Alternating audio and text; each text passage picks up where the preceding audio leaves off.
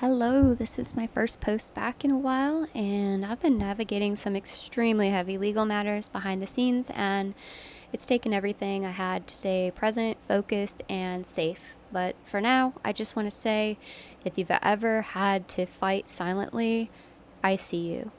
So, something unrelated but deeply relevant and timely is the Diddy trial, and it's how it's unfolding now. At its surface, it's bringing up a much bigger conversation about victims, accountability, and the system that so often seems to protect abusers instead of the truth. So, let's talk a little bit about victim rights, not just legally, but energetically, and about what it means to reclaim your voice, your path, maybe your field, and where the power in truth is, and how healing is in speaking, and the rising tide of people who are just done staying small to survive. This space is for them, it's for us, and welcome back or welcome in. We're familiar with the terms abuse, narcissist, trauma, but we often use these terms in personal regard to mean our personal relationships. Even if your personal relationships are professional, a lot of times these are mostly spoken in a personal dynamic to speak to personal abuse and a personal experience. And as we step into something more societal based, more influential on societal standard like federal law, this really becomes a level of systemic abuse and systemic parasitism. And it's how the system and individual failure points in that system fail to corruption. And the truth about all of that is that any system made up of humans is fallible to corruption. By nature, humans have a certain level of free choice or free will. We make independent decisions, and those are based on our beliefs. A lot of times these beliefs are going to drive your actions, and that belief system and actions put together, they define the moral code and moral compass of someone. Early on in social studies, I believe in ninth grade, I learned, in that setting at least, that you can't govern morality and that you can only influence the behavior.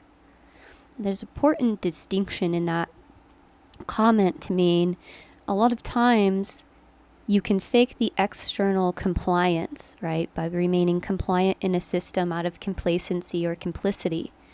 But when it comes down to it, changing the heart of a human and the beliefs that dictate their behaviors isn't something that's exactly governable. They might hold those beliefs and maintain a complicit nature of action. And when this happens, we get a certain level of corruption that's unexpressed and ready to be expressed, waiting for its opportunity to be expressed. So next, we'll look at a little bit how this played out in the current Diddy trial, and in jury selection specifically is what caught my attention on how that selection process went with this trial, what I know about it anyway, and some things to consider about systemic levels of abuse and what systemic parasitism really starts to look like and how it plays out in developing federal law and defining and enforcing the law. And what this really does in a federal case of this nature too, remember, is that as we go to active court cases and courts that are in session and making active decisions in modern time, they draw off of previous cases to say that the law is a little bit stagnant. We have an opportunity to review it, but we use previous cases to set a precedent and a legal standard. So as these cases and juries continue to decide on the law and enforce the law and make a judgment, an official judgment in a federal case, they're actually setting future precedents as well. So let's look at how systemic abuse can play out in jury selection, and in this specific case with personal endured abuse of sexual assault victims and what that looks like to be a victim in the case of jury selection. So there's been a lot of talk about people not caring when referring to the 12 jurors that had to determine a verdict, and it's easy to jump to a conclusion that they don't care, and that they didn't see the level of abuse that was obvious to some in the evidence and testimony that was being being brought forward. And maybe they did care and they were actually scared. Maybe they saw something in that evidence and testimony that made them start to feel uncomfortable and unsafe and realizing the real level of harm that these individuals could bring forward and orchestrate. And maybe only, in this case, maybe only persecuting against one person was a part of that problem in really not abetting the fear and making the jury feel safe enough to make an honest verdict. But let's say that they did make an honest verdict out of their lived experience, out of their opinions, out of their desires, out of how they saw the law and how they saw those tapes and what they really played out, and that this is genuinely what they felt and saw and put together in that verdict. So I think this really brings out an issue that is deeper than 12 jurors not caring. So there might have been a few, right, that cared, some got scared, but what did happen in this case of the nature of crimes being brought forward with sexual assault, sex trafficking, and the nature of all of those crimes, they did ask jury members, or jury candidates rather, if they had ever experienced sexual assault. And if the answer to that question was yes, they were asked to leave. This really makes me question if that was necessary. Did we deny citizens their right to sit jury because of previous abuse and crimes being done to them? And is this what we should really continue doing?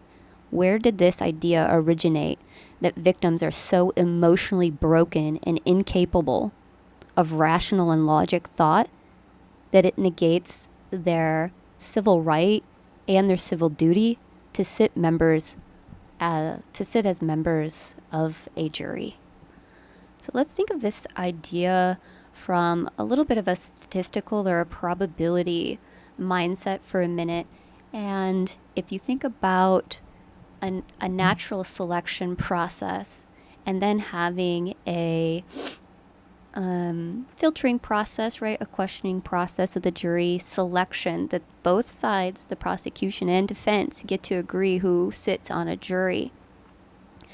So by asking victims if they've ever been sexually assaulted in their life and then excusing them or asking them to leave from jury status, this naturally opens a seat for a criminal who's never been reported, who's going to lie, who identifies with other criminals, who has a moral or ethical level of ineptitude, quite honestly, to them, that they've previously proven that they don't agree with the law.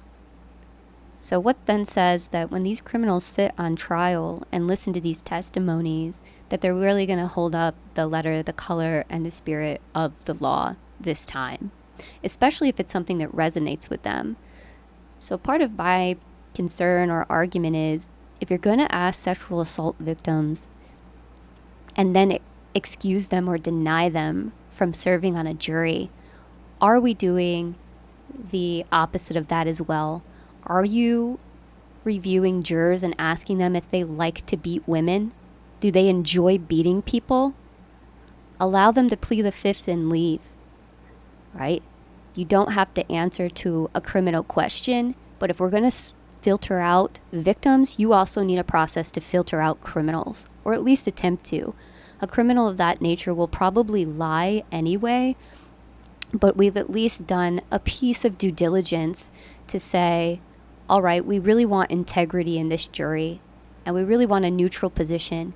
But when you remove sexual assault victims from sexual assault cases, you're naturally biasing the jury selection process from kind of a statistical or probability angle into allowing or opening a seat for a criminal to take that seat. And in this case, I believe the number was 4. They had asked 4 different jurors if they'd ever experienced sexual assault. They said yes, and they were asked to leave.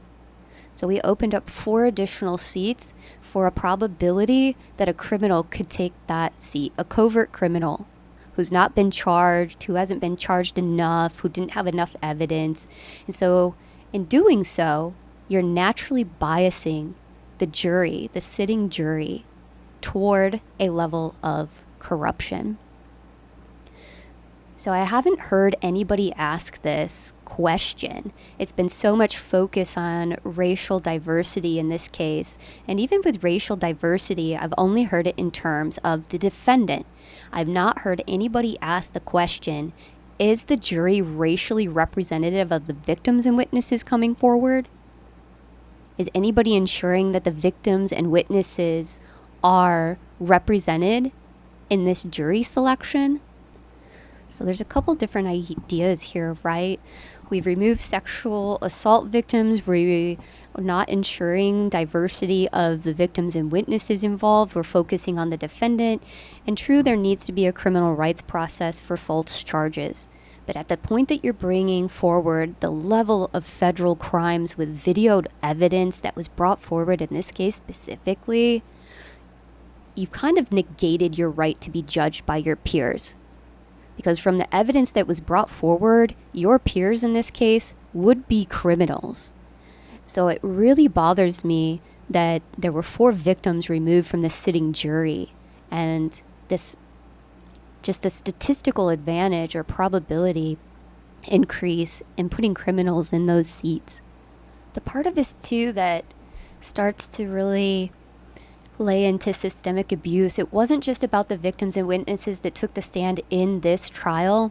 By asking sexual assault victims if they had ever experienced a crime, and then to just decide blatantly that they would be too emotional to be capable of any level of rational thought, and to look at evidence and testimony and see the truth, is a form of systemic abuse in itself.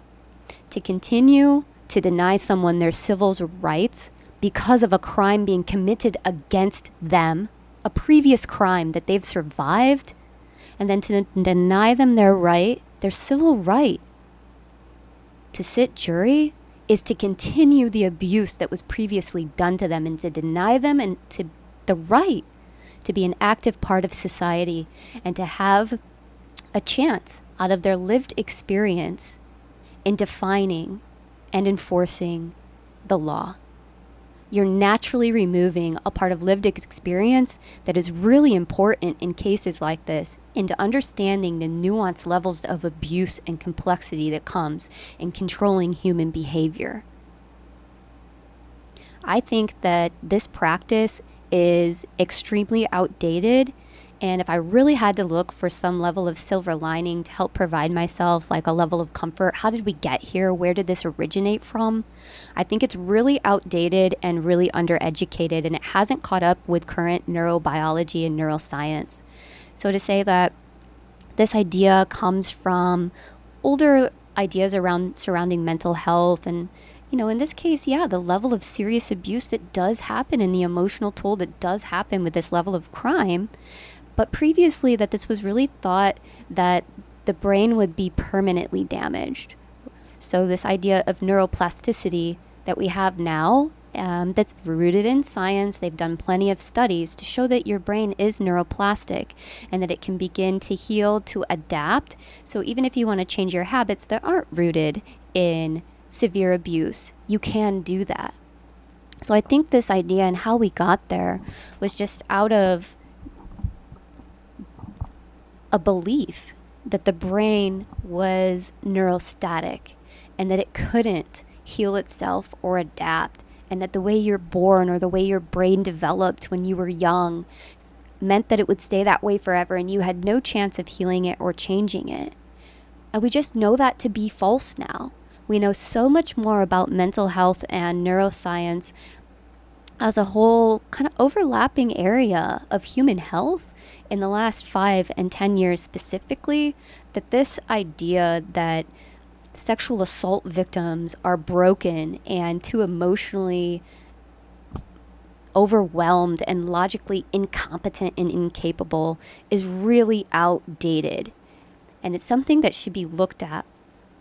We could even take a halfway step to maybe there's a process of vetting out somebody who hasn't addressed their abuse or done their healing. Have they done some healing and resolve where they've processed through and can identify behaviors in assault victims in assault abusers that would be really important to have on a jury?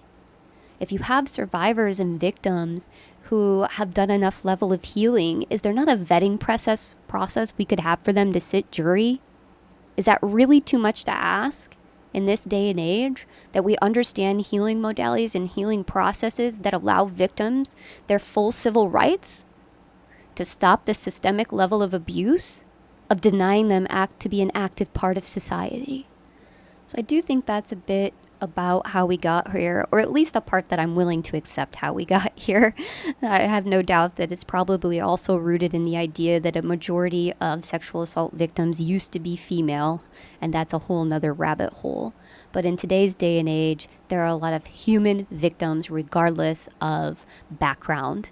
And so denying this diversity now that we have in victims to be a part of a sitting jury is just really outdated. And these older beliefs about neuroscience, neuroplasticity, and mental health in general. And I think it's time for these legal processes to catch up. While I was also kind of shocked to find in this discussion, or in me just trying to find some resolution about being bothered by what I was observing and hearing about this trial, was that if you have been charged with crimes or have a criminal background, you are actually still allowed to sit jury. And that was a little fantastic to me in a sense. I guess shocking is a better word. I was surprised by that, to think that you could have a criminal background and sit jury, a certain level of criminal background. I didn't dig too far into that. But you can have a certain level of criminal background, but it is still your civil right that you get to sit on certain jury cases. That was a really sit-up type of moment to say, are we honestly treating criminals better than we're treating sexual assault victims, survivors? Is that really what our legal system and legal processes should look like? Promoting criminal behavior and supporting criminal rights, civil criminal rights, above victim civil criminal rights? No. We have a natural bias toward corruption in our jury selection process, and it needs to be updated. But if you're someone who's experienced this firsthand, if you have more legal insights into this case specifically, or how these nuances play out in maybe your work or just lived experience, I'd love to hear about them. Or if there's other parts of this conversation that need to be included in a part 2, please let me know.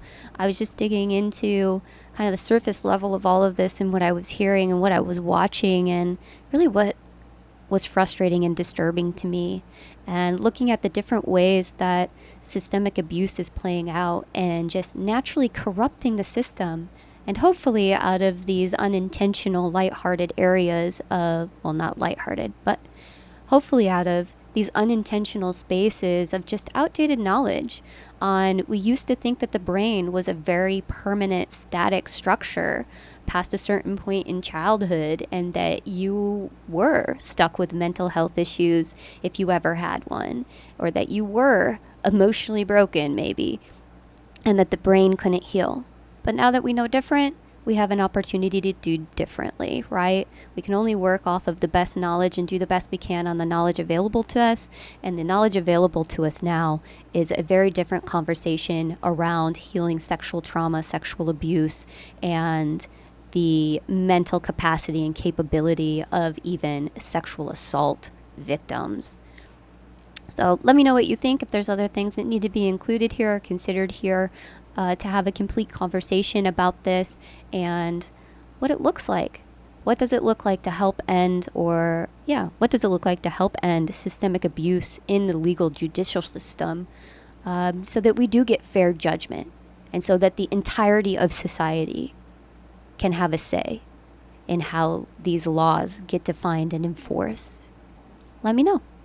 So in closing here, this was just a short one on some systemic abuse and what it looks like in some jury selection, legal process, and with sexual assault cases specifically, or at least in this case. At the end of the day, maybe it wouldn't have changed the verdict, but I personally at least would have more assurance that the letter, the color, and even the spirit of the law would have been enforced and upheld. And it was really heartbreaking for me to hear that 4 people were denied this right. And I don't know, maybe all fairness, this would have been something that they didn't want to expose themselves to, or maybe they would have been overwhelmed. But the way the information was being presented, that they were asked if they were sexual assault victims and then asked to leave, I'm not okay with that.